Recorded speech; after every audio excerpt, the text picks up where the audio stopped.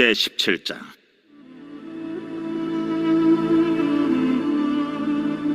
므낫세 지파를 위하여 제비 뽑은 것은 이러하니라.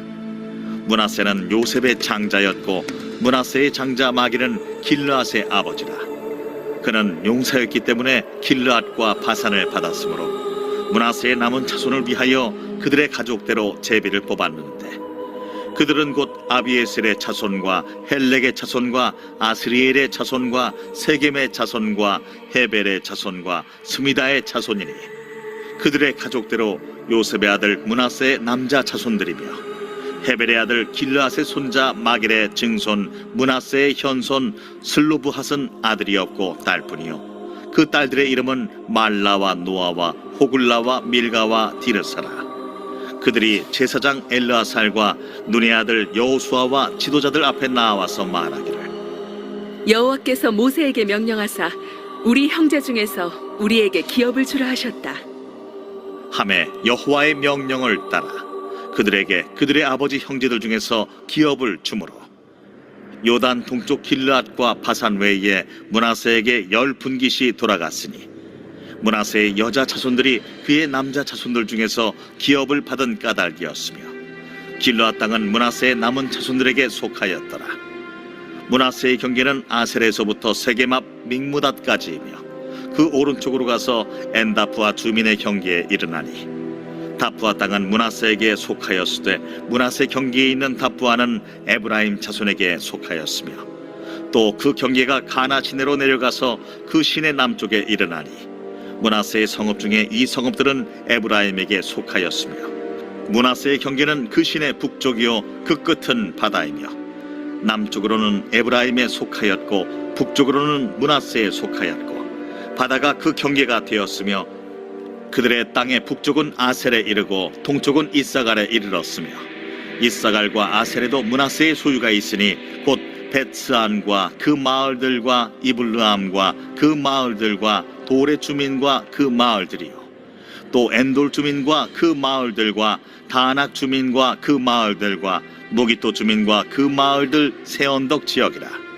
그러나 므낫세 자손이 그 성읍들의 주민을 쫓아내지 못하며 가나안 족속이 결심하고 그 땅에 거주하였더니, 이스라엘 자손이 강성한 후에야 가나안 족속에게 노역을 시켰고 다 쫓아내지 아니하였더라.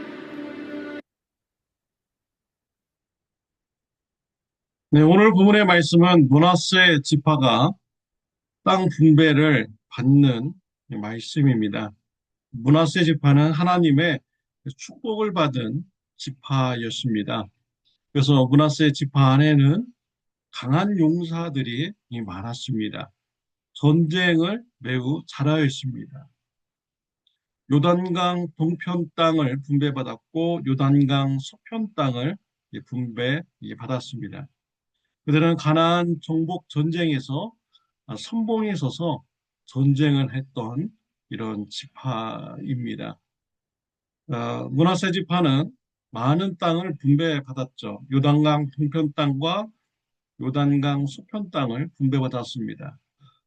싸움도 잘할 뿐만 아니라 그들은 또한 인구 또한 많았습니다. 그래서 많은 땅을 분배받게 되었습니다. 하나님의 그런 축복인 것이죠. 그런데 오늘 본문 말씀에 보면은 이러한 점이 그들에게 또 그들의 마음을 교만하게 만드는 이러한 작용을 하게 되는 것이 여호수아 17장에 나오고 있습니다.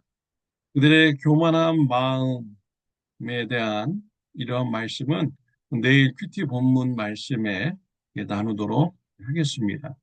오늘 본문 말씀에 보면요, 므낫세 족속에 좋은 점도 있고 또 나쁜 점도 이렇게 있습니다.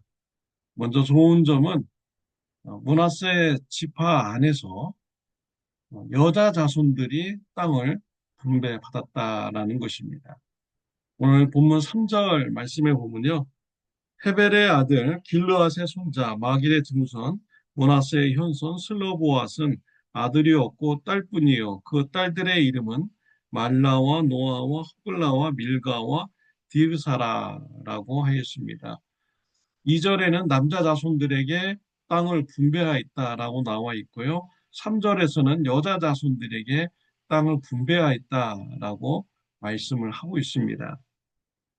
슬로보앗이라는 가정이 므낫세 지파 안에 있었습니다. 슬로보앗은 아들이 없었습니다. 딸들만 다섯이었습니다. 이때 슬로보앗의 딸들이 모세에게 가서 가나안 땅을 우리에게도 분배해 달라라고 요구를 하였습니다. 모세에게 요구한 때는 가나안 땅에 들어가기 전입니다. 가나안 땅에 들어가기도 전에 슬로보앗의 딸들은 가나안 땅에 들어가서 우리에게 분깃을 주십시오라고 말을 한 것이죠. 아들에게만 땅을 주고 딸들에게 땅을 주지 않는다면 슬로보앗의 가문은 땅을 받지 못하게 됩니다. 라고 또한 정당성을 말하게 된 것이죠. 더 중요한 것은요, 이 슬로보앗의 딸들이 믿음을 가지고 모세에게 요구를 하였다라는 것이에요. 그들에게는 아직 가나안 땅을 정복하지 이런 못한 이런 상태였습니다. 가나안 땅에도 들어가지도 않은 땅이죠. 그러나 단지 약속으로만 받은 것입니다. 슬로보앗의 딸들은 이러한 하나님의 약속을 믿음으로 받았어요. 그리고 그 땅들을 우리에게도 분배해 달라고 요구를 한 것입니다. 이러한 요구를 가지고 모세가 하나님 앞에 기도했어요. 하나님께서 응답하여 주셨습니다. 믿음으로 나오는 자들에게 기쁘게 응답해 주셔서 슬로보아의 딸들에게도 가나안 땅을 분깃으로 나눠주라고 하나님께서 말씀을 하셨습니다.